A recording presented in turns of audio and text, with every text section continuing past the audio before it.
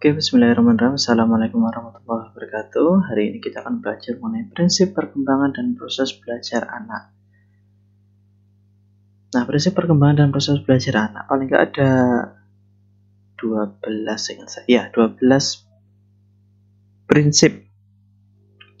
Yang pertama adalah semua aspek perkembangan penting dan saling berhubungan. Yang kedua, banyak aspek perkembangan dan proses belajar yang terjadi dalam urutan. Yang ketiga, perkembangan dalam proses belajar setiap anak memiliki kecepatan polanya masing-masing, jadi jangan dibanding-bandingkan.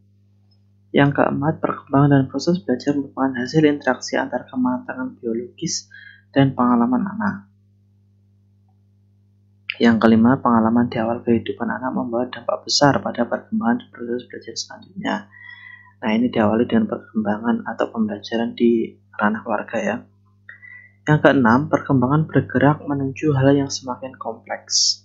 Cara berpikir anak kan begitu, dari konkret jadi abstrak. Yang ketujuh, anak berkembang paling baik ketika memiliki hubungan yang positif dengan orang dewasa dan teman sebaya. Nah, ini tugas orang tua untuk mengkondisikan keadaan lingkungan keluarga dan keadaan belajarnya. Yang kedelapan, perkembangan dan pembelajaran dipengaruhi oleh konteks sosial budaya. Yang kesembilan, anak memiliki gaya belajar yang berbeda-beda, jangan disama-samakan.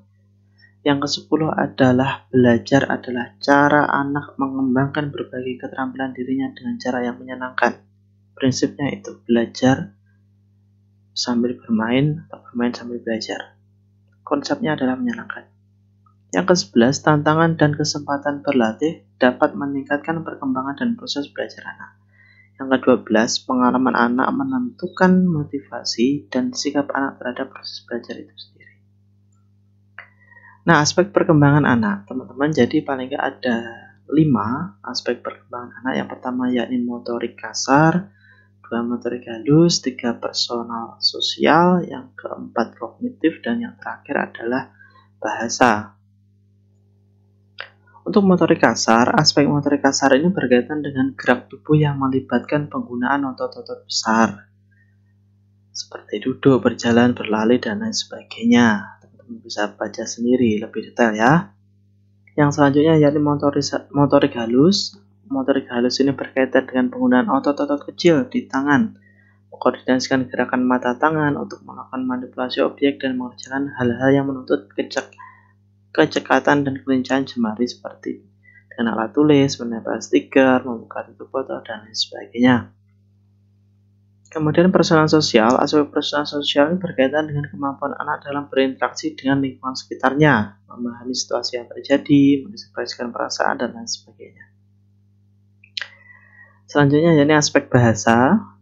Aspek perkembangan bahasa terdiri dari 2 aspek, yakni bahasa reseptif dan bahasa ekspresif. Bahasa reseptif itu berkaitan dengan pemahaman anak terhadap kata dan kalimat, baik yang diucapkan oleh orang lain maupun apa yang dibacanya. Bahasa ekspresif berkaitan dengan penggunaan bahasa, seberapa banyak kata-kata yang dapat diucapkan oleh anak dan kemampuan dalam menyusun kata menjadi kalimat sesuai dengan aturan berbahasa. Bahasa reseptif berkembang lebih dahulu daripada bahasa ekspresif. Teman-teman bisa baca lebih detail ya.